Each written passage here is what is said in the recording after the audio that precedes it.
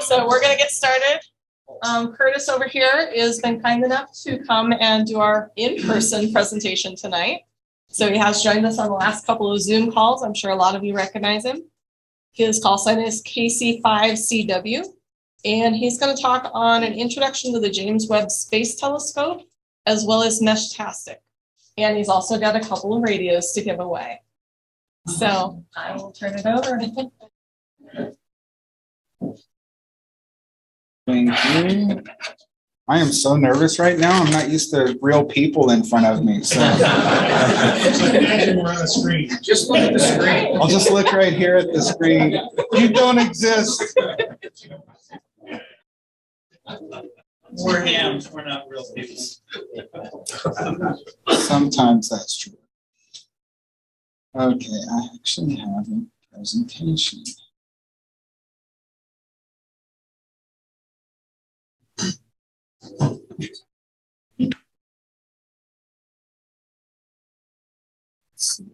Still not showing. So I think I have to show the screen first. And show the screen. Then run. Oops. I'm just clicking up. So hit this one.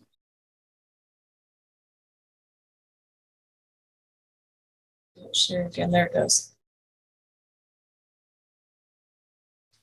And then you can get rid of that. Just go over to the slide. All right, there we are. All right, so James Webb Space Telescope. I know I've talked to a few of you. I know a lot of you are looking forward to that. Who doesn't know about the James Webb Space Telescope? Cool, that's great. You've probably heard of the Hubble. That's usually what the James Webb gets compared to, is the Hubble, because it's that ginormous of a leap in telescope technology. So whereas the Hubble was the first outer space observatory platform, James Webb is now the largest, most advanced space telescope ever put out in space. And so it's going to show us some really interesting things. So it was launched out of French Guiana, or Guyana as the locals call it. I actually went there in October of last year to help get the telescope ready. While I was there, it actually showed up on a ship. They shipped it from California to French Guiana. If you don't know where French Guiana is, it's just north of Brazil in South America. And so we'll talk about that a little bit. We'll talk about what a Lagrange point is. Then we'll go into the Mission Operations Center and ground stations, where we start to get into some of the fun radio frequency stuff that is kind of interesting. And then I've got some pictures. So first, French Guiana. I brought one of my Meshtastic radios with me, and we'll talk about this later in the presentation. But these have GPS receivers on them. And on the little OLED display, it will, after it gets satellite sync, it'll tell you what your lat and longe is. And I thought, wow, that's kind of neat. I'll see what my latitude is. And it was 5 degrees. And so you might think, well, we have Cape Canaveral. We have places to launch satellites. Why didn't we launch it from somewhere in the United States? And the way I generally talk to people about that is, think about has anyone not been on a merry-go-round? So you've been on a merry-go-round and you go round and round and round. And what is the force trying to do? It's trying to throw you off of the merry-go-round, right? And so imagine if there was a dome on the merry-go-round, and instead of on the side of it, you were up on the top of it, or near the top, somewhere between the top and the side, and you tried to jump off of it. You think you would go further if you jumped straight off the side, or if you jumped kind of up and out? You jump further off the side, right? that's why we had to launch the James Webb from French Guiana, is because the sucker's 7 tons. It's super heavy. And there's just not enough force at Cape Canaveral, further up the side of the globe, of the ball we call the Earth, to really help us get it launched off of there. So we had to launch it from near the equator, where we actually get that force from the Earth spinning as we push it off. While I was there, I actually got to see a launch where they launched 14 tons of satellites, 2 satellites stacked on top of each other. And it's the first time I've ever seen a launch. I went to Cape Canaveral to hopefully see one of the new GPS satellites launch, and they scrubbed it for something, and so I didn't get to see that. I've always wanted to see a launch since I was a little kid, and saw the space shuttle launches. I lived in Abilene at one time when the space shuttle flew over on the back of a 747. Love all of that. So it's also a reason we launched from there, because the French own that rocket. And actually the European Space Agency does. And so everyone wants some time on this James Webb Space Telescope to look at things out in space with their scientists so they can do research. And one way to get more time on the spacecraft is to invest in it. And this thing was over $10 billion. And so sharing the load of all of that, spreading it out, spread the love is why part of it was done there, to help share the cost. But the main reason is the centrifugal force that you get pushing off near the equator. So Lagrange points. This blew me away. You know, it may sound like I know a lot about this stuff. I'm a network engineer. I've been a network engineer since I joined the Air Force in 1993, and I didn't know about this stuff until about 4 years ago when I started working on this. So I just tried to consume as much information as I could. So while it may sound like I'm an expert on all this stuff, I'm really not that smart. I can remember things really well. So 1750 was the original Lagrange point. Like, this mathematician figured them out. And what it is, it's this 3-body problem where you have 2 large bodies and 1 small one. How do you keep that in some kind of orbit without using a lot of fuel? And what they figured out is that you have the sun, and then you have the Earth, and those are the biggest bodies that impact the satellites that we put into space, and other things too, not just things we put in, but comets and asteroids and anything else. And so when you think about the amount of gravity that the sun has to hold the Earth at just the right spot so that it's trying to fly out, because it's spinning around just like if it was on a string, and if someone came and cut that string or it broke, that ball would go flying.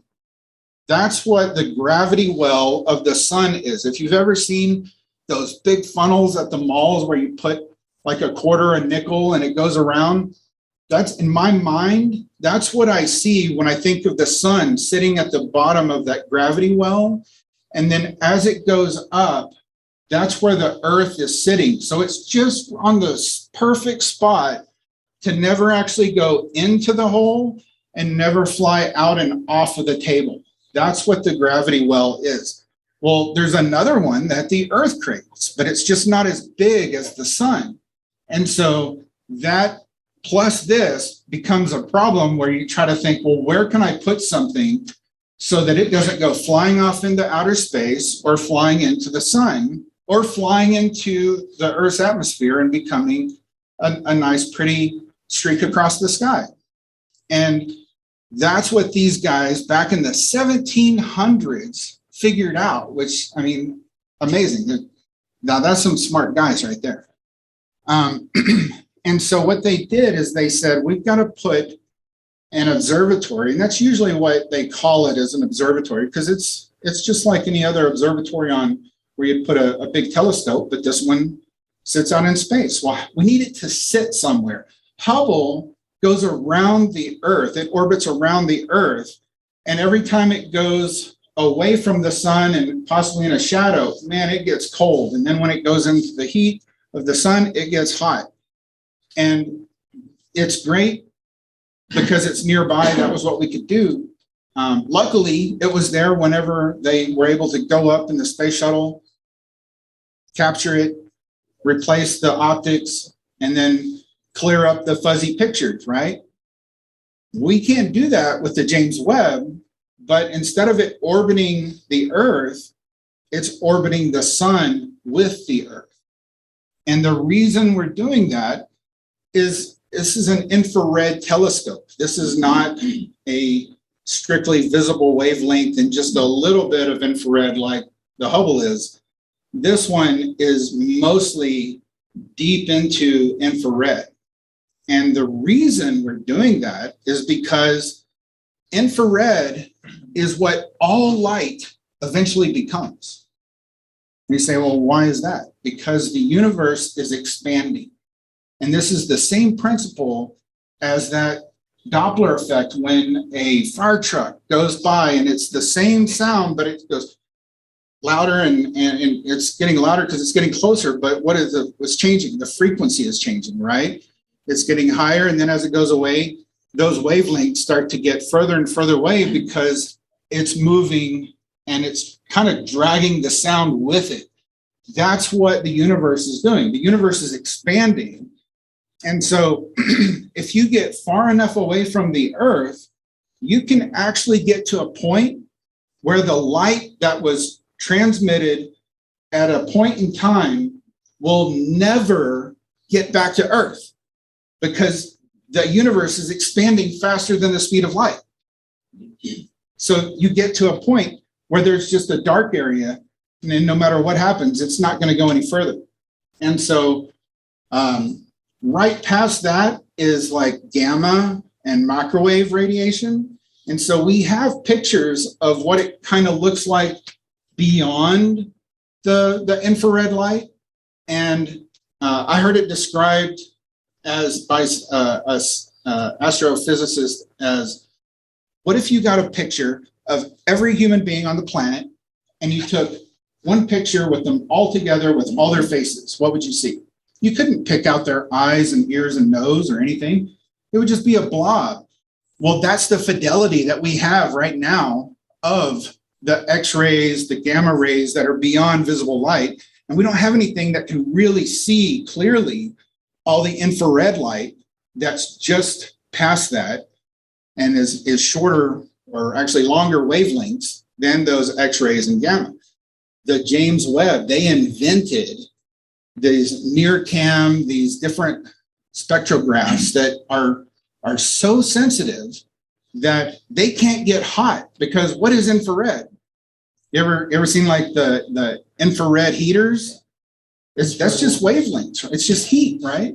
Well, if you want to detect heat, you can't be warm already. If you want to, think of how tiny the amount, just the actual, visible to these spectrographs, just the amount of, let's call them photons, that are coming from billions of light years away. Very few. And so this James Webb, so the Hubble is about as tall as me. It's a mirror, its mirror is about as tall as me. The James Webb is taller than this building. I think it's like 7 meters. So, and that's one reason it needed to be on this big rocket too, because they had to fold up this huge mirror like origami and put it all into this little package that would fit into the biggest rocket nacelle that existed, which is the Ariane 5 rocket platform. And so, and I was actually on the other side of the clean room, and one of the pictures you'll see later is a picture I took of it. all folded up before they put it on top of the rocket. So it's just, and the scale, I've shown people on my phone the picture of that, and they're like, oh, wow, that's cool. And then when you see it, you'll have to look down in the bottom corner. There's these little white stick figure things that are people. And then when I say, no, those are people, and people, whoa, because it's always this huge, just, wow, that is really big. And it is, that is really big. And that's why it has to be so big, though, because it's got to pull in a lot of these ultra, small particles of, I call them photons, that are coming in. And the other thing is, like, I'm flying out there in 2 days. And what they're doing right now is they're commissioning that equipment. What does that mean? They're cooling it down. That way they can get it to within about 30-something degrees Kelvin. 0 Kelvin is absolute zero. And so they're chilling these, and they can't just flash freeze them. They could. They have the technology to just quickly, let's just go down to the temperature we want. Well, why don't they do that? Because it was launched in French Guiana, which is hot and humid. And you think, yeah, so what? It's in space. Well, when it goes out into space, it carries particles of that humid water with it.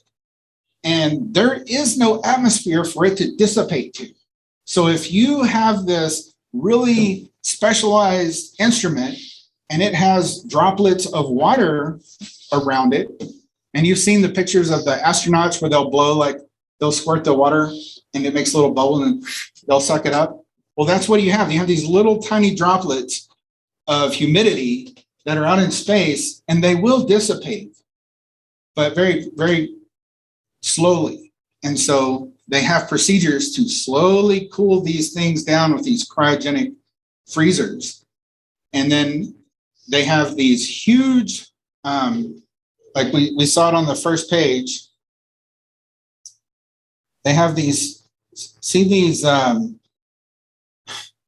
those 5 sheets of, they're actually made out of something called Kapton, Kapton. And it's basically like little plastic reflectors, or like the emergency blankets. You ever seen the emergency blankets that like firefighters use to protect themselves? And they put them on people that are they pull them out of the ice and stuff. It's very thin, but man, it's very reflective. That's what those 5 layers are doing, is they face the sun, and that keeps all the heat away from these instruments that are pointing out into interstellar space. And so you have, 200, 300 degrees Fahrenheit on one end, and then many negative degrees Fahrenheit on the other side. And that whole point is to keep it separate so that the instruments that are looking can stay cold. Any questions so far? Okay. So let me keep going. 6 months to commission them. So I was there at the Mission Operations Center on December 25th. Yay for a Christmas Day launch. We were expecting all these people to be there, and then it kept getting delayed due to weather or whatever. And of course, it delayed it until December 25th, and then it launched. And there wasn't, we had plans for like the Baltimore Police Department to check people's badges on the road. So the Mission Operations Center is actually at Johns Hopkins University in Baltimore, Maryland. There was a senator that was like her final, star that she wanted was to get this in Maryland and not down at, because NASA wants everything on a NASA base, of course. And so somehow she worked it so that the Space Telescope Science Institute, which is at Johns Hopkins University, that's actually the place where they do all of the scientific research for Hubble. But like where I sit when I go there, next door are just rows and rows of these hard drives that they call storage area network, and they store all of the images for Hubble. And they have all these astronomers and astrophysicists that take that data and do their scientific research with it.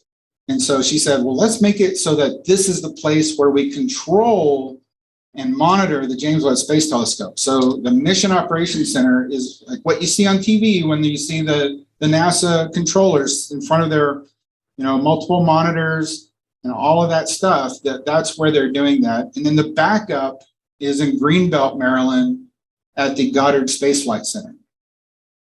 So in just a couple of months, we're going to start seeing more pictures. So I kind of broke this down into some of the things you'll see on the internet, some of the things you're not going to read on the internet, and then we'll look at pictures and ask questions. So just talked about the Mission Operations Center, the backup Mission Operations Center. That's actually kind of where I had spent most of the last few years working, because as a network engineer, that was my job, was to design the network that all of those controllers sit at their computers. And then the firewalls, and a quick story about that.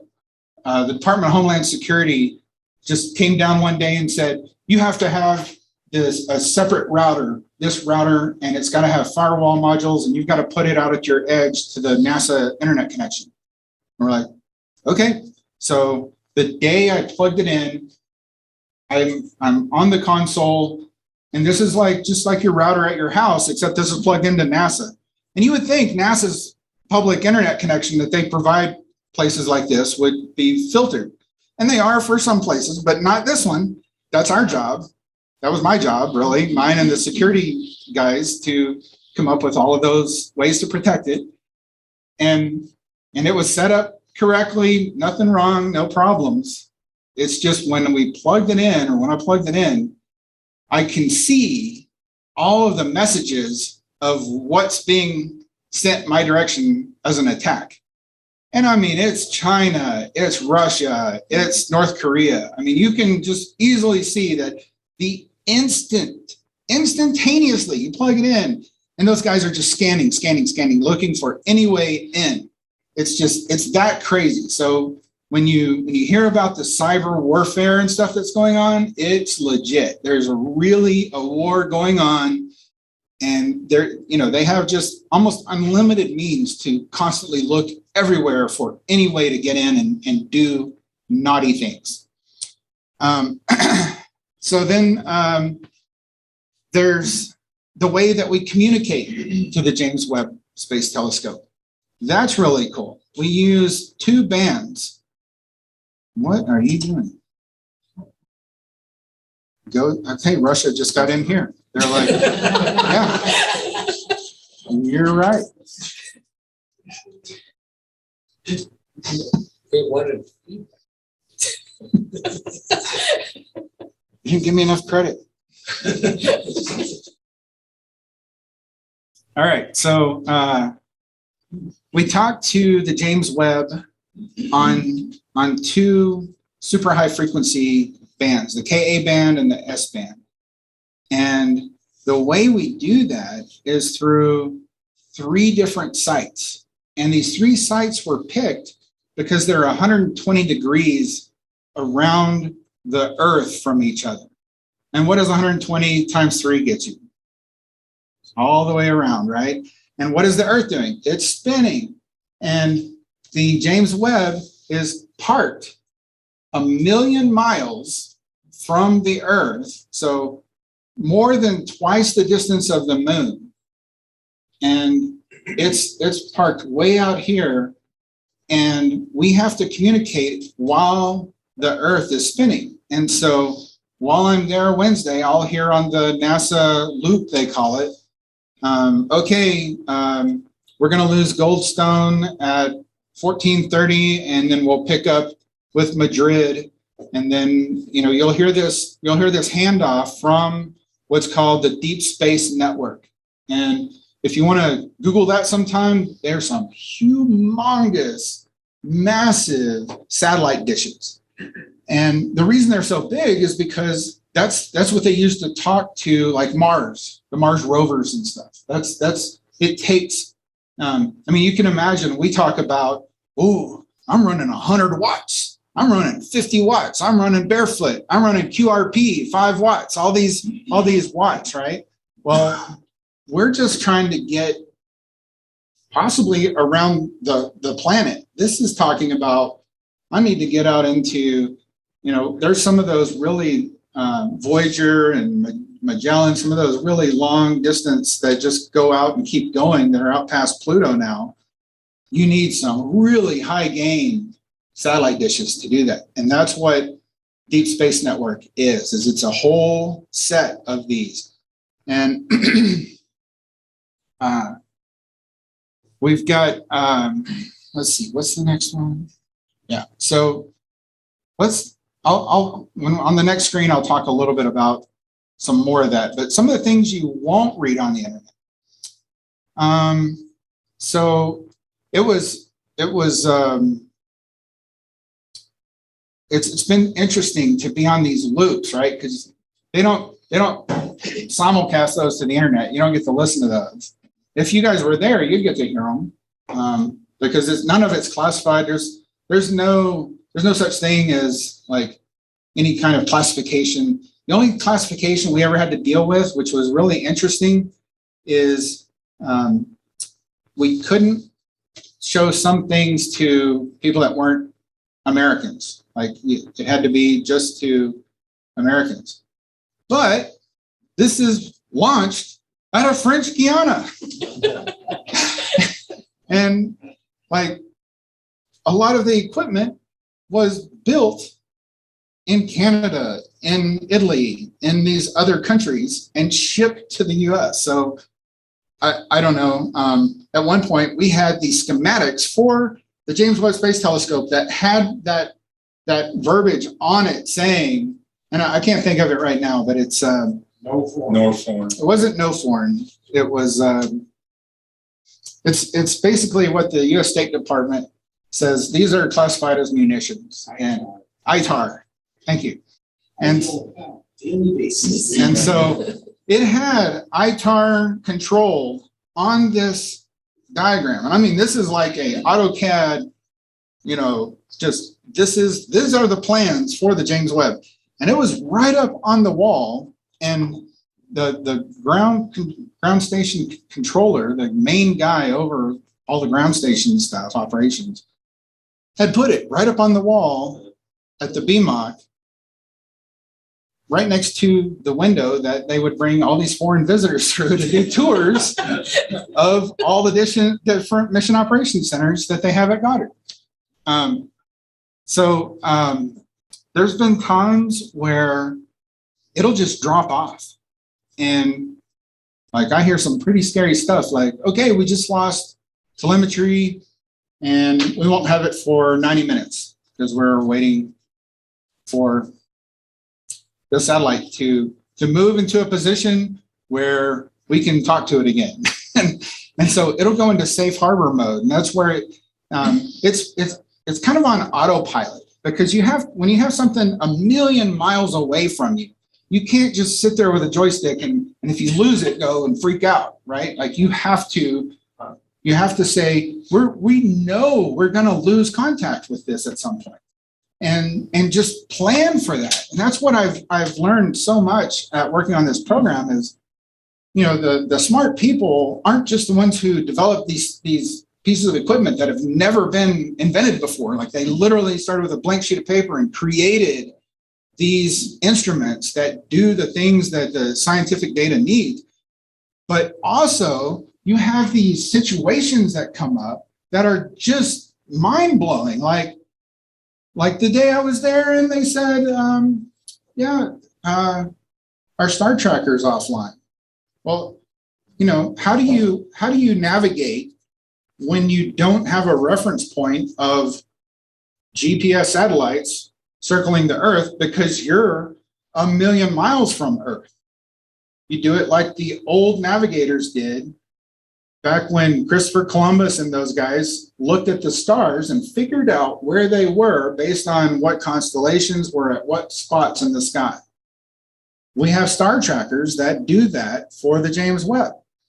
They were built by another country. I'm not going to mention their name, Italy. And they would just go offline. They would have an error, and when that would happen, safe harbor. Because you don't want to start jumping to well, let's fire thrusters. No, you just want to kind of just let things keep going the way they're going. And what the long story short is, they talked to their technical people and found that they said, look, we're seeing in the data that's coming in an extra bit every now and then of data. And when we read that, we go into safe harbor. And they're like, yeah, that happens. Just ignore it. So they had to rewrite the code to just ignore it. And now it works. So no more safe harbor tripping all the time. So then something else I learned. I mean, I get to, sometimes there'll be I got to meet some really interesting people down in French Guiana, and then when they go to the mock, I'm like on these calls and I hear them talking about something, and I'm like, I'll text them because I have their phone number, right? And I'll be like, hey, can you come down where I am? Because I'm kind of in the basement when I'm there. I'm not like with all the uppity ups, the ones that know what they're doing. I'm in the guts and the bowels, like doing the plumbing, and I hope no one notices anything about me, because if I'm keeping everything running down in the basement, then they can do all the scientific stuff and all the telemetry and all the fun stuff with the satellite and not even know that I exist, and I'm happy that way. But I'll be like, hey, can you come down at the end of your shift and talk to me about that? And so I was talking to this one guy the other day, and I'm like, I've been learning about gravity. What is gravity? and I think I can't explain it, but I kind of get it. And the thing that I know about gravity is that time is not a constant. Time is relative to, like, theory of relativity, right? Like those big gravity wells I was talking about, the further away from the gravity well, the different time is. So I'm like, James Webb does not have the same clock that we do. How does that work? And he's like, well, I don't know exactly, but we can usually be about 5 to 8 seconds different. And then when it starts to get into that, we just tell it what the new time is. So we just keep changing its time and he's like, we don't just change it like that. We have a whole stepping program where it just kind of walks it into what our time is so that we keep on the same time. He's like, time is really not that important for what we're doing. We don't have anything that's just like, we've got to be in sync for this all to work. So that's hopefully an interesting story. And then there's this, which I think is just really cool. So on the left there is something I can bring up on my workstation that it's the communications that's going on from the James Webb to Deep Space Network. And I don't really have a good way to show it. I'll just have to kind of describe it. But the 3 round circles are the hard drives. So there's science data, and there's the other 2. I knew them when I wasn't standing in front of a bunch of humans, but so that's the data that's the source of the data that needs to get pushed back to Earth so that we can tell what's going on. And once we start taking pictures, we can actually send the data back there. And then if you go up, just straight up from there, you'll see that there's some blocks. And then to the right, there's the SXPDNR1 and SXPDNR2. So those are the S-band transponders. That's basically the radios for the S-band of the satellite. And something that some of you may have learned in your tech class, I think it's in the tech level, maybe in general, but you learn about circular polarization. and left hand and right hand polarization. And I've actually been on the loops with NASA where they say, okay, that's not working. We're going to go from left hand to right hand polarization. And they send the commands to the spacecraft. And you see those things that look like baseballs up at the top, kind of in the middle. Those are where they take the signal, and depending on which one they're sending the S-band into, they can change it to left hand or right hand polarization. And then out of that, it goes into a diplexer. And anyone who's worked on repeaters knows what a diplexer is, or anyone who, if you ever buy a, like one of the Yaesu radios that works with the ATAS 100, there's a diplexer that you take the VHF, UHF input of your radio and the HF, and then there's this little box, and it allows you to run multiple bands on one antenna, and that's really efficient because then you can switch it on. In this case, there's 4 antennas, I believe. And if I was there, and I think I showed some of you this possibly when I was there and did kind of the walking tour with my laptop, there's kind of like almost like the 2-meter Jeep antenna that a lot of you have.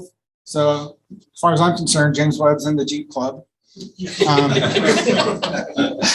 Then there's a small one. And then there's, if you look over to the right, kind of the left of my big nose, you'll see the HGA and the MGA. So that's the high gain antenna and the medium gain antenna. And they look like little saucers. Well, the high gain antenna looks like kind of like a saucer. The medium gain antenna actually kind of looks like a plate with a little circular nub sticking out of it. And man, I can't imagine how much those cost. I mean, those things, you got to get to $10 billion some way, right? And so then, I don't know if you can see it. It's really small print, but right now the KA band, the link is off, the S band. So the commanding rate is 100. No, wait, that's 16 kilobits per second. We're like back into the old modem days, right? This is slow. And then the telemetry rate, 40 kilobits per second. Wow, that is really slow. But telemetry, that's just it's ASCII characters. It's sending the commands and receiving the information. If you want another little interesting, that same guy I was talking to, man, he's been with the James Webb since like the beginning. So like literally the beginning when it was an idea and there was no equipment or anything. And he was in charge of making sure everything worked from the ground all the way to the satellite, all the way through. So he was a wealth of information and such a great guy. I mean, he would just sit there and I could chat with him about, these dumb questions a network engineer has about the James Webb Space Telescope. And so hopefully you guys are getting some kind of information because this was all just interesting to me. So I would ask questions and I'm like, okay, so these rates are really, really, really slow. I mean, okay, so like your Yaesu radios will send 9,600 bits per second, and we're talking 16 kilobits per second. So really slow. So what do you do to get all the telemetry? And he's like, well, it's really about the phase of the telescope, and we send a complete reprogramming to the computer based on what phase it's in. So right when it launches off the tip of that Ariane 5 and goes into its injection into space, it's got this computer that's basically sampling all the things that have to do with the first part of the launch. Like, what are my batteries like? How hot are my instruments? How much fuel do I have? Because you want to know if you're leaking fuel or something like that, right? All of these things they have just buku monitors all over the place, but they don't have one of these. There's no GoPros on it. So they didn't know. The only thing that was really like the last visual thing as it headed out to its million-mile destination was the Ariane 5 had a camera. And I don't know if any of y'all saw that. It was amazing because you see it, and we didn't know. We didn't know if we were going to get a picture of that or not. And you see it leaving the Ariane, and then all of a sudden you see the solar panel come out. You don't know how many people took a breath when that happened. Because number one, it wasn't supposed to happen that fast. The solar panel was supposed to wait a little bit to come out, but it decided to just come out. So, woo, there it is. It worked. Okay. Hopefully the rest of our surprises are good ones too, right? And so it's sampling all these things. And he's like, what we do is we sample it until we're right up to and just a little over the limit of that telemetry data pipeline coming back to us, so that we're just we want as much information. If we lose some here and there, that's fine, because we're just trying to know what's going on as this thing's heading out. Because for the people who don't know, who didn't know about this, it took about 300 different intricate maneuvers to unpack this origami piece of $10 billion science project to get it usable.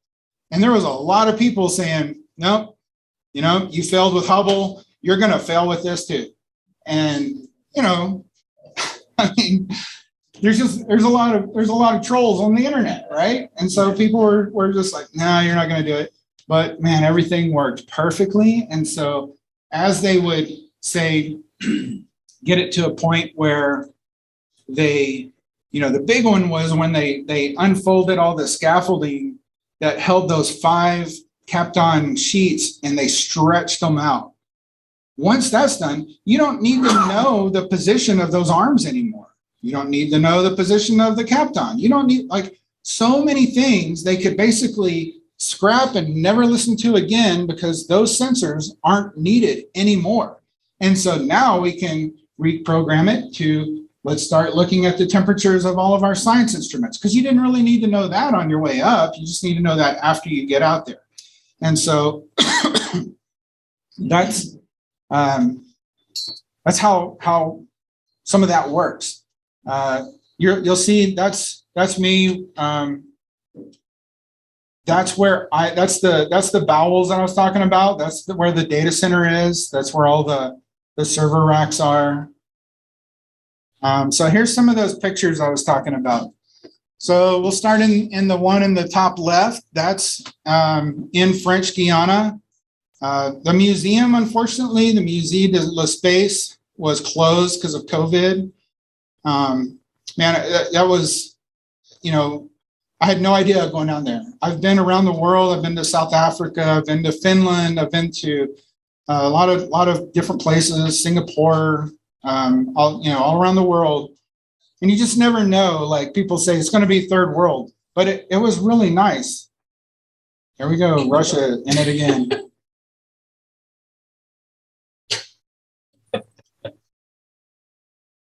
Ivan, go home. You've got a war to do. Just don't worry about me. Okay. That's not what I clicked on. So it was really nice. The people were wonderful. Pretty much ate a pizza every day because that's the only place that was open at the time when I was working about 13 to 15 hour shifts for almost 3 weeks straight, with maybe 3 days off that whole time. So it was long days, but amazing. I mean, to get, to be sitting at a console and have someone open the door and run and go, "Hey, Curtis, so-and-so from NASA needs your help right now." Does anybody else hear that? NASA needs me. And then the stuff I was doing down there was not my normal job. It was supporting the software that they command the spacecraft with and get it all set up and tested before they put it for the last time, the last test before they put it up on the rocket and shoot it off. And, you know, they would need to upload some algorithms or something, and they couldn't figure out how to get it done. And I had just luckily, like 2 hours before, the guy that I took over shift from, who knows that system inside and out, had just told me how that works. Like, and so I walk in there like, oh yeah, I can fix that for you. Oh yeah, you just click here and do this, do that. Oh great, it works, thanks. I'm like, no problem. No idea that I just learned it like a few hours before. And so here's that picture I was talking about. Here's the people down here. And this is when they brought it in. And then you see that big box that they put in front of it? That is a HEPA filter. And you think changing the filter on your vacuum is hard. Now they had one on the other side too. And the reason they did that is because the clean rooms in French Guiana are not at the same standard as the ones in the United States of America. And so we actually had to put HEPA filters on either side of the James Webb to keep it clean, because you definitely don't want any crud going out on any of those mirrors. The mirrors, by the way, that's actual real gold on the mirrors. It's about, if you take all the gold from the whole secondary mirror, that's called the secondary mirror, it's about the size of a golf ball. So it's spread super, super thin. And the reason they use gold is because different types of elements reflect ultraviolet light better than others. And the best one is gold. And that's what this telescope is really focused on, is ultraviolet light. Let's see. What else is that there? So then, oh, you guys are hams. Most people I tell about this are like, oh, well, I don't know what you're talking about. My hotel room was on the second floor of the Atlantis Hotel. And that's my view out of my porch. And I don't know if you can see that little black dot in the sky. That's my Unen. Because I've got a coax running. I brought a suitcase of ham radio gear. And then I brought a suitcase of, clothes and stuff. But the suitcase with my FT 991A, I had a lot of coax, and then I had a 80-meter antennas.com infed antenna. And you guys don't know how many times I tried throwing that thing up to get it over that palm branch. I mean, probably 40 or 50 times. I mean, it was because you're on it's not like you're just on the ground throwing it up. You're on the edge of a 2-story with not a lot of room, and you're trying to figure out the best way. Well, you can see there's this ledge. So you only have like this narrow place to throw through and then get it up over there. So funny story on that. I finally get it all set up. And man, you talk about pileups. Whenever I would get either single sideband or on digital modes, or it didn't matter, just boom, like, even if I was answering someone else, as soon as I finished with them, everybody was just trying to get me, because French Guiana, right? It's DX. So that was really fun until 2 days before I left, and I get a call on my cell phone. I'm like, hello? Like this phone number I don't recognize. I'm like, hello? Is this Curtis Hayes? Yes. Are you in room 211 at the Atlantis Hotel? Yes. Do you have some communications gear hanging out of your windows? Yeah, it's ham radio gear. Well, we're going to have to ask you to take it down, because some people have complained to the hotel that someone is up there listening to all their cell phone transmissions.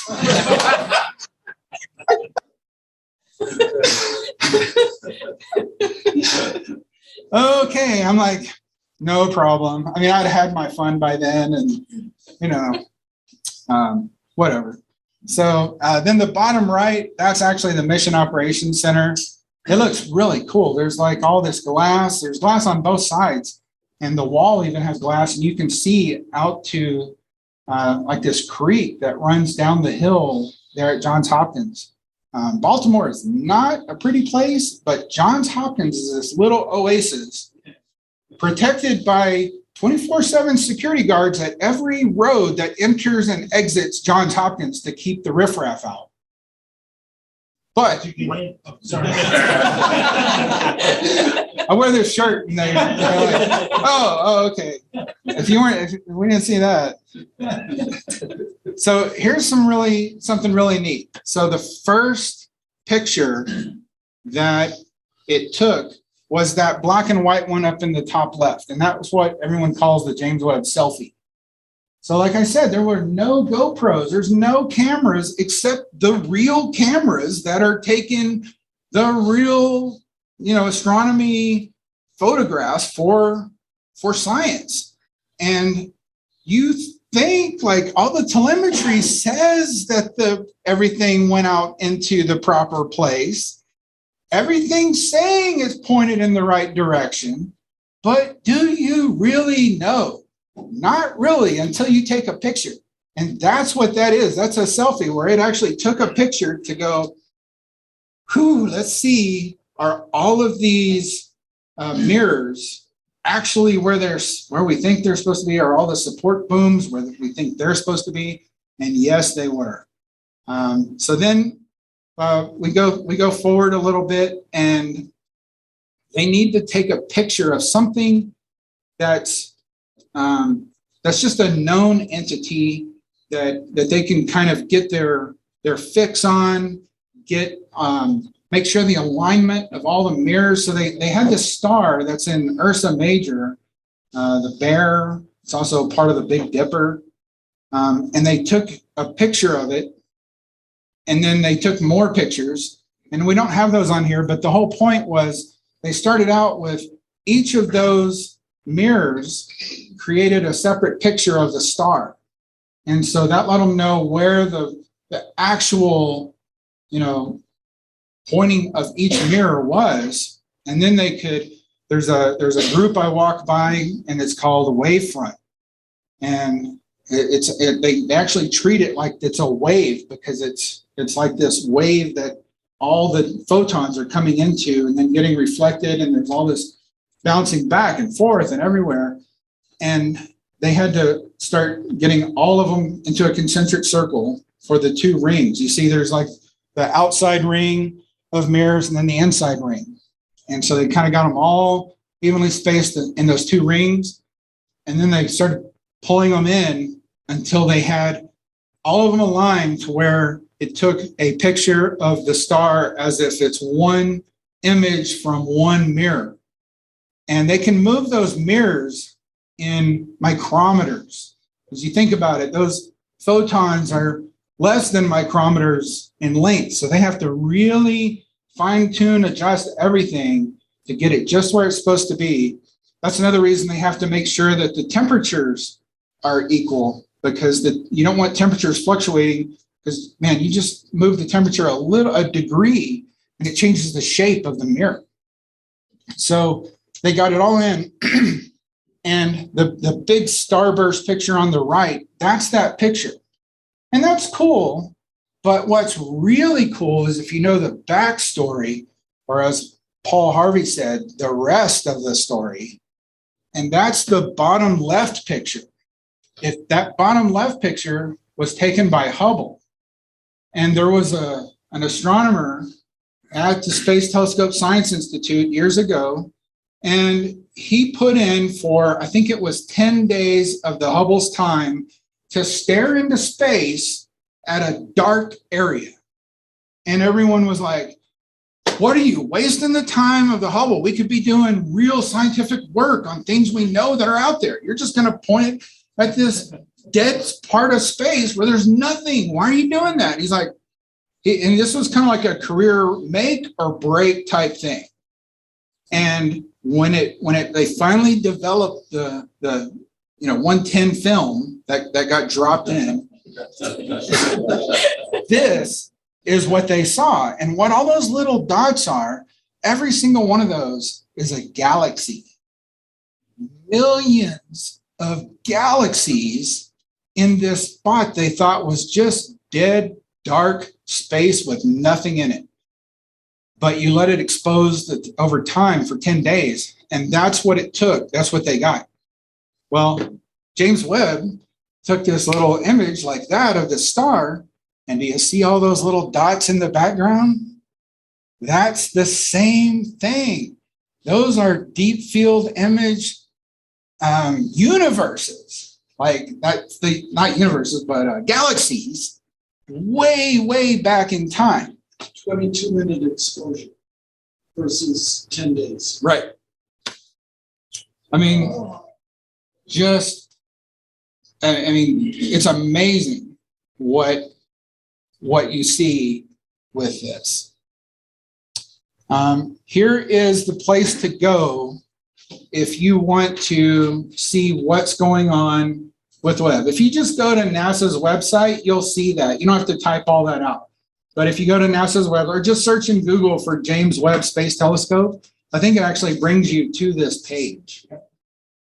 But this is where you can see that timeline, and it'll show you we're in commissioning right now where they're cooling down the instruments. It'll show you, what's happening every day. When it was first traveling out there, it had a counter showing you how many miles or kilometers away from Earth it was. And it started out really fast. I mean, just like super fast because that rocket sent it out. But it's the way I've heard it described is try to think of trying to take a baseball and pitch it up in the air. When you first throw it, it starts out going really fast, but then it starts slowing down immediately because of gravity, right? Same thing. Earth is trying to slow it down and keep it from leaving Earth's gravity. But we pitched it just to the right point where the sun and the earth and that Lagrange point is like, you can almost think of it as like just a little mound where if it went just a little this way, it would keep going out into space. But if it didn't go quite far enough, it would come back towards Earth. Well, the amount of velocity that the Arians pushed it into space with was more perfect than they expected. And the outcome of that is now they've got another, I've heard 16 years or so of fuel that they can keep it there. Because the thing about Lagrange point 2, it's actually in what's called a halo orbit. So it doesn't just sit there stagnant. It's actually going around in a circle like this. So the Earth is going around the sun in this circular orbit like this. The James Webb is with the Earth, but it's spinning in this halo orbit with it. And every now and then, it takes just a little bump of thrust to keep it in that halo orbit. And when I was there, I actually got to see it use some of those thrusters, see it. There's no cameras. Well, we have this software called Visualization that my company made where we take the telemetry coming in from the James Webb and we create a 3D image of the James Webb that shows you exactly what's happening as if you had a camera on it. If you've ever seen the SpaceX launches, they do the same thing. You're not actually seeing the rocket after a certain point. You're actually seeing a visualization of what's going on. And there's little thrusters on it that they can use to move it and do whatever they need to do. I've talked a lot just about the James Webb, and I'm still going to talk a little bit about Meshtastic out there. Any questions? Yeah. How far did the rocket push it out into space? I don't know exactly. When you're looking at the when you're watching it on the video, what I know is that there is a speed that they have to get to and an altitude that is much faster and much higher than if you're just going to inject it into Earth orbit, which is another reason why they need these huge Ariane 5 rockets to do this, because it's not just the same, like even if it weighed less, a SpaceX rocket couldn't do it. It takes something with massive engines to get it to propulse. It's like that when I was talking about throwing that baseball. It's that first push. If you have a strong hand and a weak hand, you're going to go a lot further with the strong hand than the weak hand. They needed a strong push to get it out there. So it was pretty far, but the thing is, all of those rocket parts came back to Earth, because as soon as they stop burning, they're in that gravity well that's sucking it back to Earth. That's a good question. Any questions on the presentation or on the what do you call it? I heard just an analogy. You were talking about the sensitivity of the long wave IR. They're currently at 7 degrees Kelvin for the cryogenic cores. But I heard an analogy that said the sensitivity of James Webb is equivalent to being able to detect from Earth the heat of a bumblebee on the surface of the moon. Yes. That's how sensitive the IR detectors are.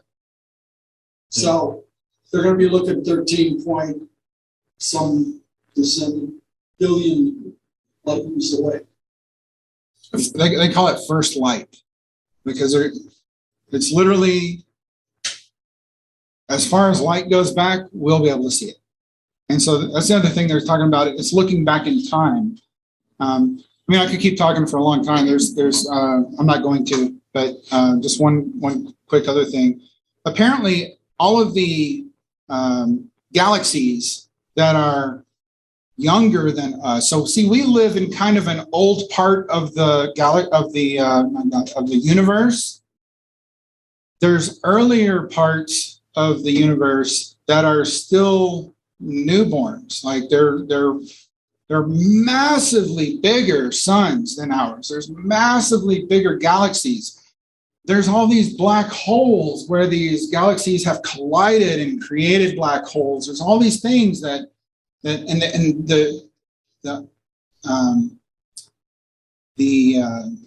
visibility, the ability to know with any kind of clarity what they look like is very little right now with our current telescopes. James Webb is going to open that up. That's why people are so excited in the scientific community, because it's going to show you what did the universe look like billions of years ago. It's going to show what all that looks like. And then, people are fascinated with planets and stuff too, like Goldilocks planets and all that. Well, anytime a planet goes in front of a sun, it changes the colors. And instruments like this, they can see, if someone, is drinking a cup of coffee and walks in front of that bumblebee, they're going to see that the bumblebee is not yellow and black anymore. It's all black, and it's a certain shade of black. It's kind of a caramel color, depending on how many, ground beans were in there, right? So it's going to let them know. That lets you know the chemical makeup of something when light passes through another object that's transparent or translucent. It lets you know what the chemical makeup of it is. Any other questions? It's not current events. We're looking at history. Right. You're looking at photos that are billions of years old. It's just the light took that long to get to us.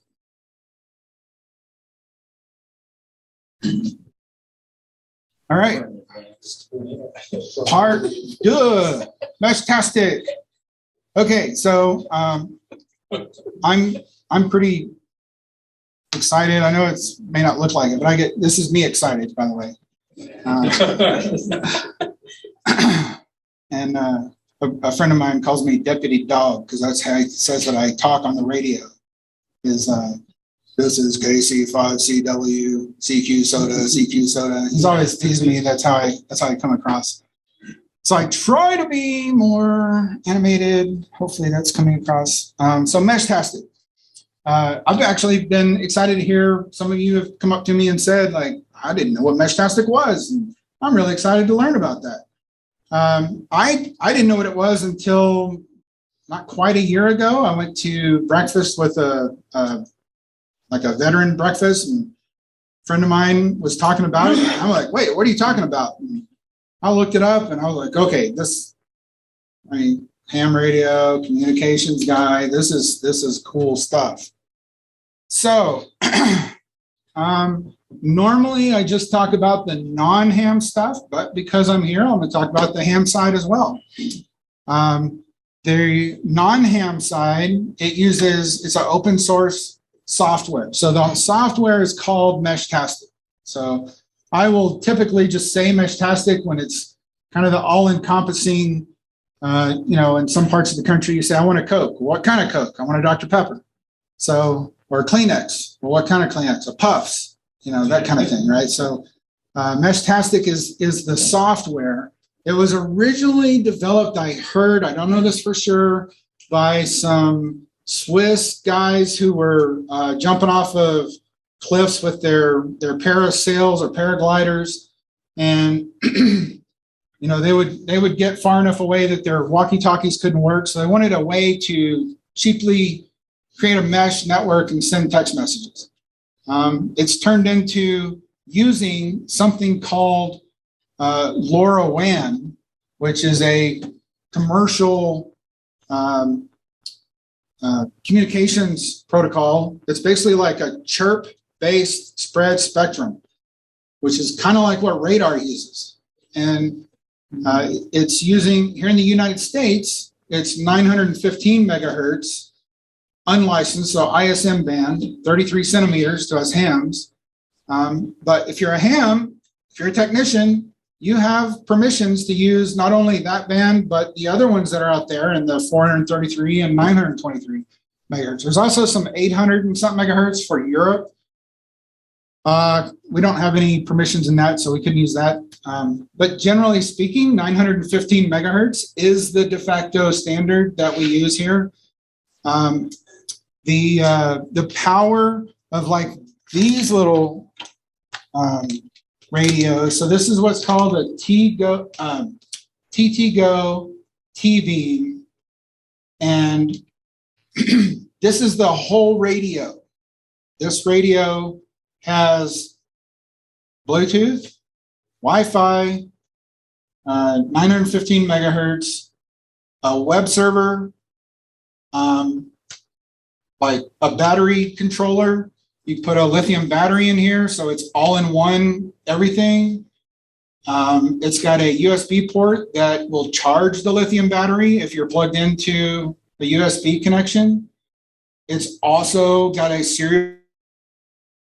You plug that with a data USB, micro USB cable to your computer. You can program it and do things with it, put different software loads on it.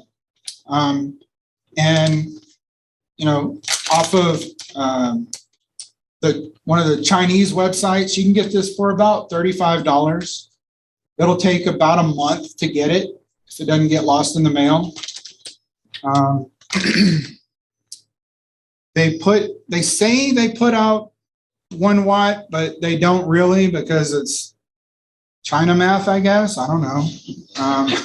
Both fake math. So it's not quite a watt, but if you're not a ham, you're limited to 1 watt anyways. You're limited to 4 watts when you squish it into a Yagi or something that's going to direct it into effective radiated power. So there's a lot you can do on the non-ham side. I've got customers, so I actually sell this on my website. I started out as just for me, and I had so many people like wanting to buy it, and I'm like, I might as well make some money doing it. And I don't make enough to like quit my day job, but enough to make me not hate doing it.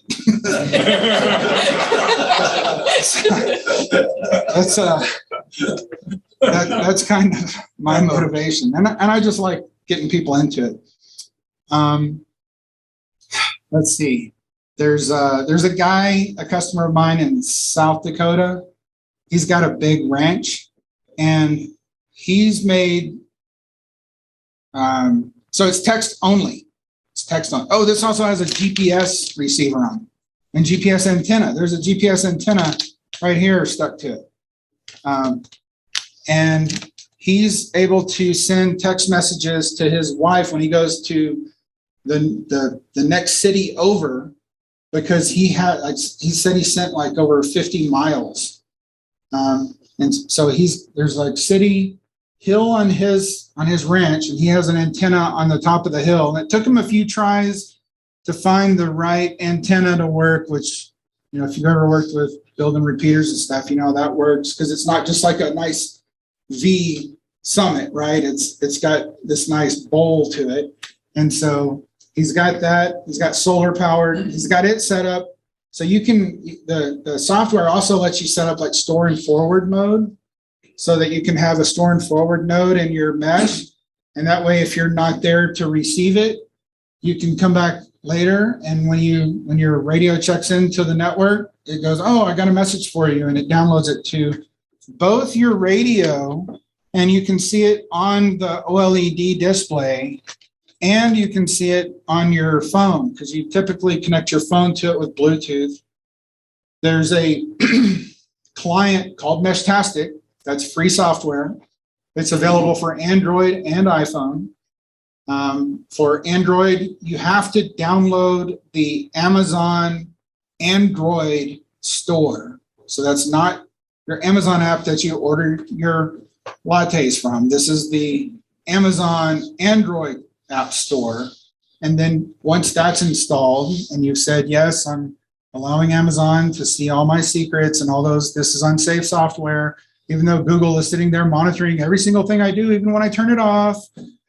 Once you get all of that on there, you can then download the Meshtastic app and connect to the radio with Bluetooth. I said it has a web server. This is not a Pentium computer. This is what's called a system on a chip. So it's slow, really slow. So it'll take minutes to connect to the web server if you turn it on. And if you turn the web server on, it turns Bluetooth off because it doesn't have enough power for both. So that's just a little FYI. On the ham side, all you have to do to turn this into a ham radio on the 33 centimeter band is they actually, because a lot of hams are the developers on GitHub for the software for this. So they made a little command. You can send it to say, you know, turn it on ham mode. What does that do? It turns off encryption, because are we allowed to send encrypted on ham bands? No. So it turns off encryption. You set the name of it as your call sign. You have your buddy set up there as their call sign, which is what me and my buddy are going to do on field day. We're going to meet up. He's from Baton Rouge, Louisiana. We're going to meet every year. We meet in the mountains of New Mexico or somewhere, and we camp on a summit. Sometimes we camp by the summits and go on these crazy treks that he likes to do. This year, I talked him into, we're going to camp on one summit and take his four-wheeler. He's going to bring it. And then we're going to take that off on excursions to other summits. And then one of us is going to stay there and run the field day site. And then when the other one gets to the soda summit, we'll do a summit to summit. And one of the radios we're going to do that is this, because this will get us soda to soda, summit to summit contacts on 33 centimeters, which is really weird. Not a lot of people do that. I love hearing that. That is cool. Let's see. So we could also get to 433 megahertz and do 70 centimeter contacts if we wanted to, but we've got our HTs for that. This is a cheap way to get a 33 centimeter radio and get contacts and set up your own mesh. And if you want to do the ones that are encrypted, you turn off ham radio mode. If you want to do ham, turn on the ham mode and it's unencrypted. There's a lot of varieties. This is the most popular one because it's got everything. I mean, it's like what else do you need? This is everything. But some people don't want that. They don't need GPS. Just think, if you're going to set up a repeater node, you don't need GPS. You know where it is. But if you're out hunting, yeah, I want to know where my buddy is when I hear the shot and look on my phone and go, oh, he's over there. I'm going to go head over and see if he needs help, processing the elk or whatever. So there's the hunters that buy this, the hikers. I've got a guy I work with who's like, yeah, man, this is great. I've been out hiking with my wife and daughter, and they're like, oh, we forgot something. And he ran back to the car. He comes back and there's a fork in the trail. I sure hope they took the right one. And they did, but if you had a way to just build your own off-grid mesh network where you can text message and you don't have to, and how many of us have tried to get our buddies or our family to go get their ham license, and they're just like, no, I'm not doing that. Like, it's easy, you can do it. No, I'm not doing that. I'm not taking any of my time. But with this, you don't have to convince them. They can put this hanging on their backpack. You can set up a mesh network, and they're able to communicate with you off grid, where there's no cell towers, where there's no repeaters. You can be in a canyon. I'm actually talking to a mine owner who owns a bunch of mines here in Colorado, and we're going to do a test where they use it to communicate through the mine shafts, because that would be really helpful and beneficial for them to be able to do that. You can buy, Adafruit, Heltec, TTGo. It runs on something called the ESP32, which some of y'all are familiar with. And then let's see, resources. So that's my website at the top, hayesradio.com. I actually have a Facebook group called Meshtastic USA. And I was telling Lauren, while I was sitting over here earlier in the meeting, I had a user on my Meshtastic USA Facebook group just like so excited because he's never done anything like this with his computer. And I make YouTube videos that show you how to set up Python and how to set up, and I'm not a programmer. Like I said, I'm a network guy. I do not know how to program, but I can take information and bang my head against it until eventually it sinks in. And then I try to make that helpful for other people. So my YouTube videos are typically pretty painful because I just record me bashing my head into that data until I figure it out.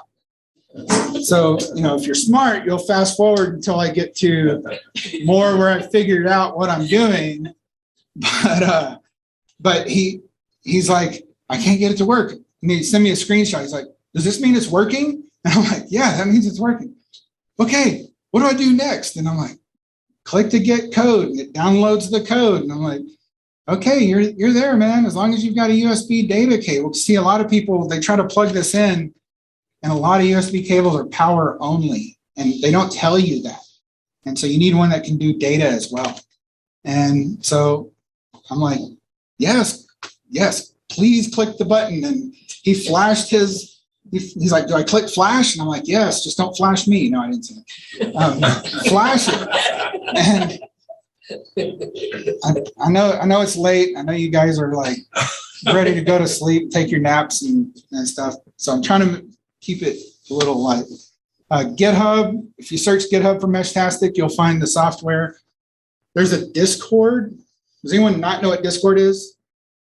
So Discord is like a chat application, and doesn't have the nanny police from Facebook or anything like that. So there's just all these Discord groups.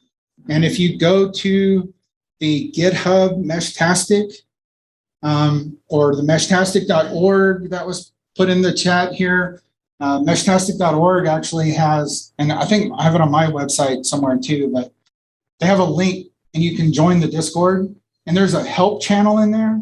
And man, I've helped people in there. There's other people, they just help.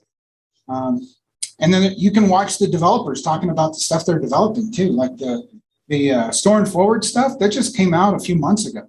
And it came out from people in there talking, saying, it'd be really nice if we could do store and forward. And then They figured it out, and you upload the new code. Once you get the Meshtastic app on your radio, you can actually upgrade the code with the app over Bluetooth. So you can keep this current just using your phone. You don't have to install Python and all these things like I do when I program them to ship them out to people.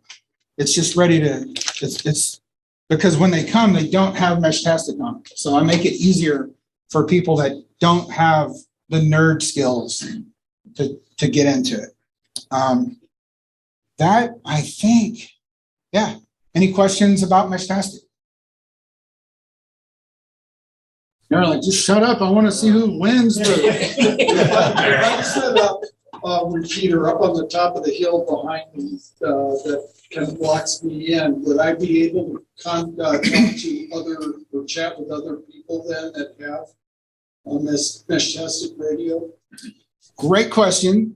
Yes and no, because if you're doing the encrypted one, it will repeat for other people that are running Meshtastic radios.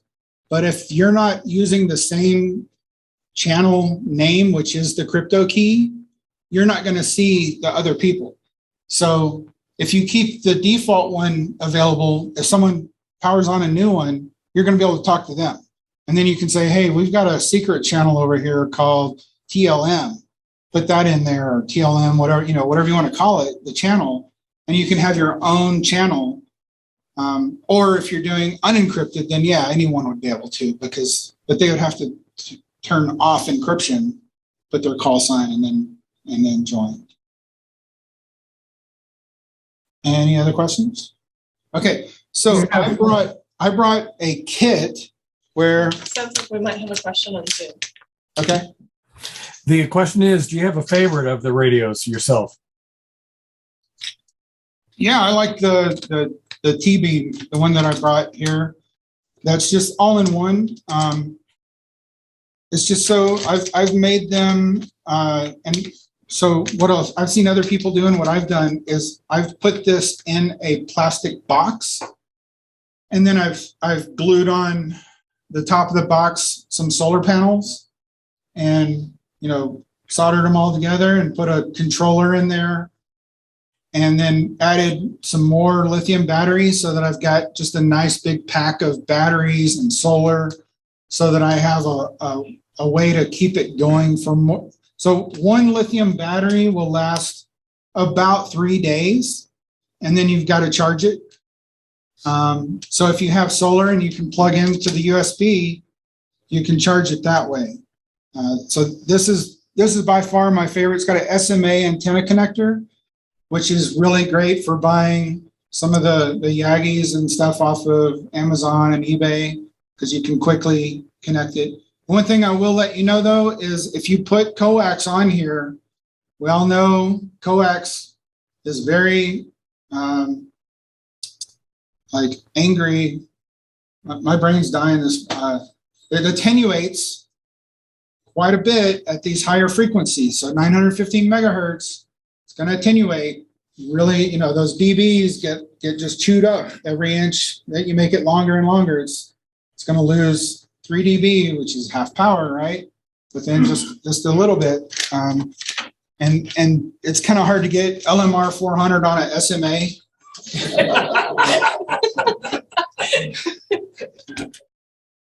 The other thing that's kind of fun about it is, so whoever wins this, I've also brought a 3D printed case. So they come with, if you go to Thingiverse, there's a bunch of different, if you just search for Meshtastic, you'll see a whole bunch of different cases people have designed. If you go to the Prusa website, they have a new, if you're not familiar with that, PRUSA is a Czechoslovakian? Yes. Czechoslovakia, yeah. It's a really high-end but cheap 3D printer. It's under $1,000, and it's always rated, and it's one of the top 3 printers out there. And the other 2 are usually like $3,000, $4,000, $5,000. So their website has some different. That's where I got this one from. So you can download this one. Okay, thank you. Any more questions? Hopefully it was enjoyable. Thank you.